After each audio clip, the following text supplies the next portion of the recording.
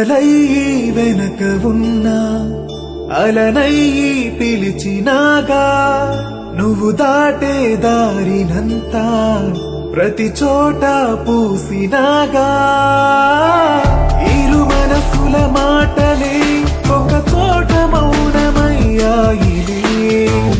ఇరువురి కను చూపులే ఒక భాషలాగా మారిందిలే ఇద్దరు ఒకటే అని తెలిసెను